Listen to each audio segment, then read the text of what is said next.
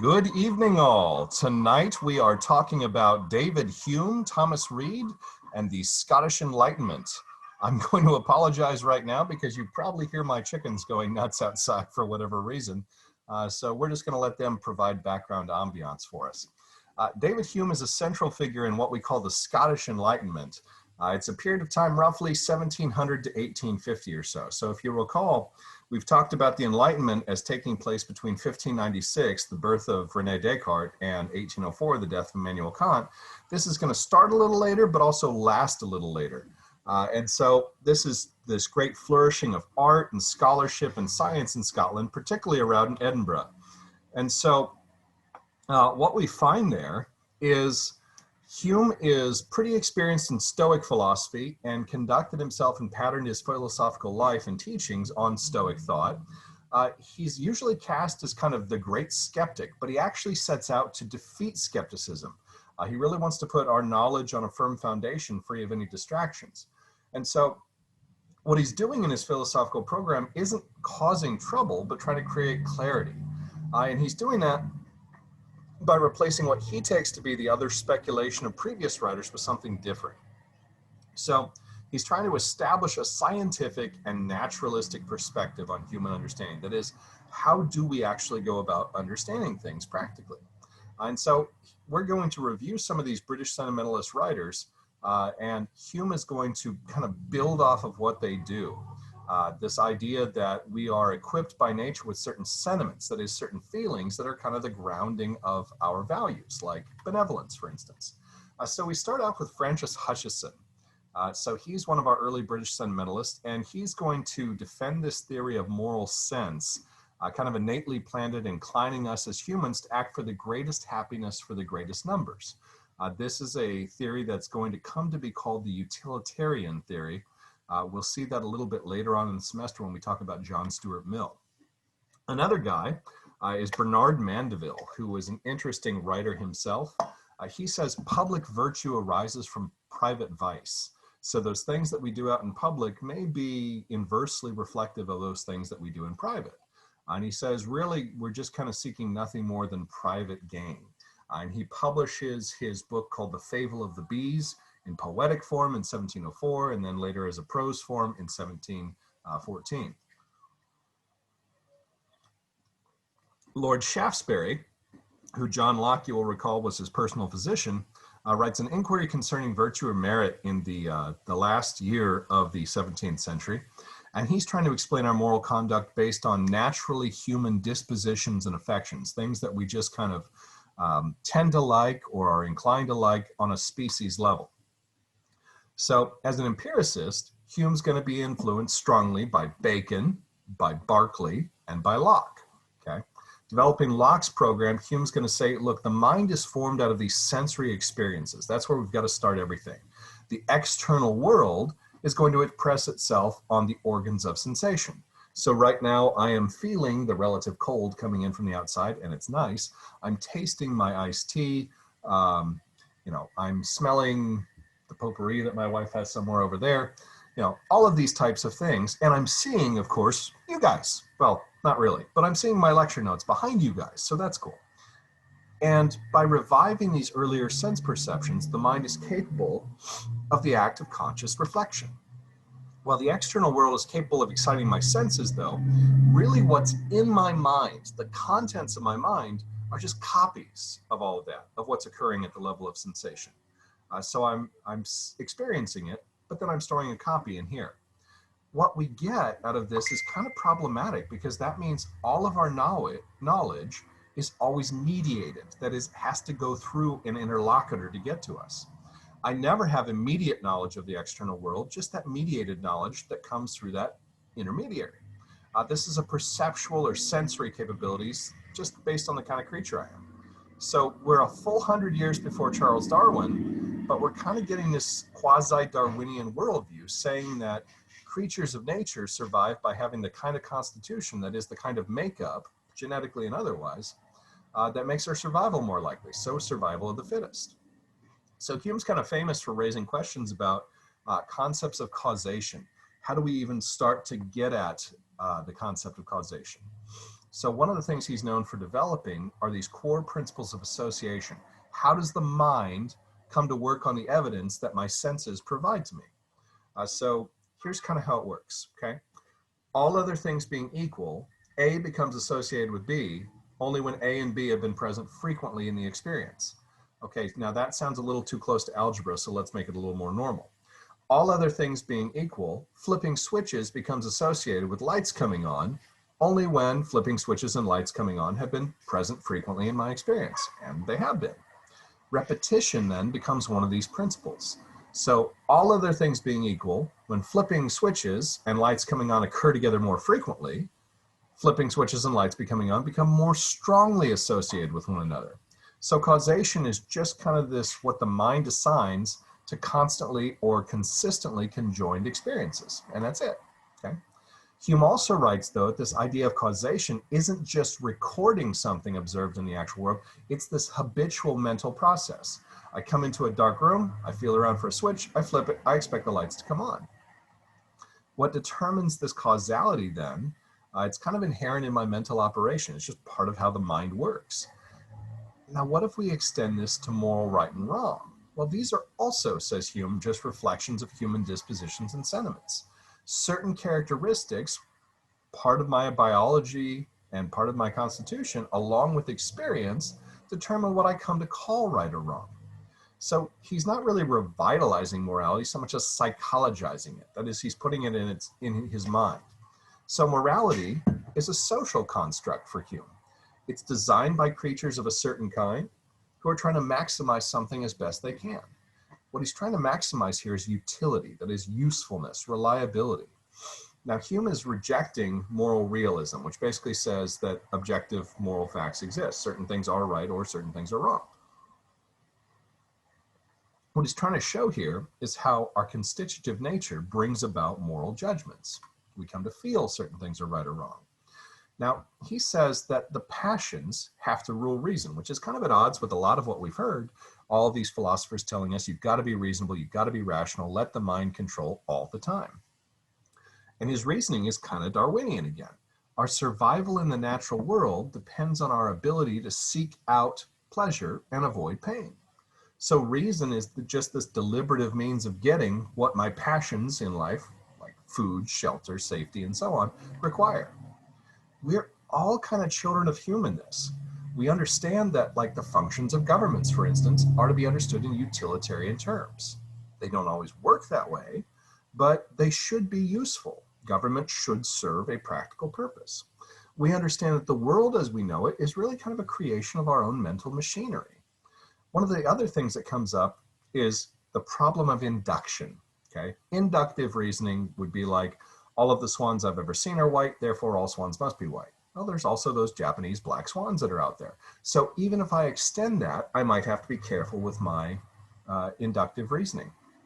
Now, what we get out of this, specifically with Hume, is that the future is under no obligation to mimic the past. So for instance, think of the last sci-fi movie you watched. And if you haven't watched a sci-fi movie, what's the matter with you? Watch something, watch Blade Runner, watch Back to the Future, any of these types of things. And look at how closely it resembles what we've got now. Well, Back to the Future Part 2 took place last year, theoretically, and I still don't have my hoverboard. I still don't have my auto-adjusting Nikes, you know, all of these different things that were supposed to be a part of the future. Hume says, yeah, you don't have any rational warrant to expect that stuff, and yet we tend to anyway. So now what we're going to do is switch gears and talk about Thomas Reid. Who I'm going to refer to repeatedly, especially as we get into the French philosophes and the Federalist Papers, as our common sense philosopher. So Reid's years, 1710 to 1797, and he's the father of this common sense philosophy. Now, until about, 20 years ago, he was kind of ignored academically, and really he's only sort of been restored relatively recently. But the people around in Reid's own time thought of him as a pretty remarkable thinker. So he had studied for ministry, held a position in the church at Newmakar, went to Marshall College at the University of Aberdeen, and even before he published the book that we're interested in, An Inquiry into the Human Mind, Reid was called to Glasgow, Scotland, to take the position that had been given up by Adam Smith, the guy who wrote the Inquiry into the Cause and Nature of the Wealth of Nations, usually just called Wealth of Nations, which is another book you need to put on your bucket list. Read it before you die. You'll be better for having done so, or at least you'll better understand our economy. At Aberdeen, he founded a group he called the Wise Club, where they were a bunch of philosophy nerds that got together and they did philosophical things. So Reid was interested in and kind of anticipated Raymond's non-Euclidean geometry, which introduces all kinds of other things into the geometry that you study that we're not going to go into because math is yucky. Like a lot of our other philosophers, was also interested in optics. So Reid's writings were fairly respected in the US, and Scottish thought was very, very influential in the early days of our country. So what do we mean by common sense? He means what's universally and pragmatically represented in nature as part of that constitution, whether we're talking about a being much lesser than ourselves or us. Now, we're going to be using pragmatism here with Reid, and we're going to use it again when we get to the philosopher William James. This is a philosophical tradition that centers on linking practice and theory. So, there's the right way, the wrong way, and the army way. There's the way that they do it in the training video and the way that you have to do it during the dinner rush. There's the way you do it when people are watching and the way you do it when you just want to get it done fast. So all of these types of things kind of limit or center around this whole idea of pragmatism. Francis Bacon had coined a phrase, ipsa scientia potestas est, the power is in the science. Thomas Reid, it's going to be direct realism, sort of the idea. Now, this is not common sense. Common sense, when we talk about this here, it doesn't mean the wisdom of the crowd. If I go out there and I ask 10 people what they think about something, their average answer is not going to comprise common sense. It's not the prevailing opinions. It's not even the long settled ethos of a given community, no matter where that might be. It's that which we're under an obligation to accept in all of the ordinary affairs of life. So Reid illustrates the point with the lowly caterpillar that will crawl across thousands and thousands of leaves until it finds the one that's right for its diet. Okay? At the core of Hume's epistemology, remember that's thinking about thinking, there's that notion that all of our knowledge is mediated, that is, that it goes through something else. So Hume's kind of continuing this almost interrupted philosophical tradition that the external world comes to be represented in some way by being mediated through our senses. Reid disagrees with him, though. These philosophers conclude that because all of our knowledge is filtered through our senses, we can never really know the real world except by way of representations. What results then are ideas about the external world, but here's the problem. We really don't have any equipment to determine the adequacy of those ideas as actual records, as reliable and perfect copies of the world. So skepticism is entirely appropriate, and Reid says that. Okay? Reid rejects the copy theory, though. More to the point, as he's looking at this, he says, I want to get back to experimentation of the Bacon and Newton variety, and Hume seems to have kind of skipped that. There's no evidence, for instance, to support the view that the impressions that are made on my sense organs when I see, taste, touch, smell, hear, and so on, are what the mind is finally aware of. Not even philosophers are completely and immediately aware of their sensory impressions. So there's no evidence that these ideas form some kind of copy and paste into our minds. So Reid does some experimentation. For instance, think of a right triangle. So, you got a triangle. It's projected upon the retina of our eye, which itself is spherical. So we've got a planar object projected on a three-dimensional object, and we don't see it as a curved triangle. We see it as an actual triangle. We see what's really there. Reid is fascinated by this, wonders how it could be. In fact, what happens is when physiological activities present themselves to the mind, they come in the form of natural signs. Our mind moves from the sign to the thing signified. So we're out driving and we come upon a red octagon ringed in white with white writing on it. Now it doesn't matter whether that's written in Korean, in Farsi, in Greek, in Thai, no matter what it is, we know that it means stop. Even though we don't read that language, we go from the sign over to the thing signified. There's a certain fit between our biology and the world external to us that we're able to live in it successfully. Okay? The Humean conception of causation is at the very core of Hume's skepticism, but it's flawed in the same way according to Reid. Constant conjunction of two things can't be the grounding of our idea that this thing causes this thing over here. So think of things in a little bit bigger scale that are in constant temporal conjunction, like night and day. And yet we don't say, well, day is the cause of night, because clearly it's not. Not at least in the most demonstrable way, like flipping on switches is the cause of lights coming on. From constant conjunction alone, the concept of cause really doesn't arise, ever.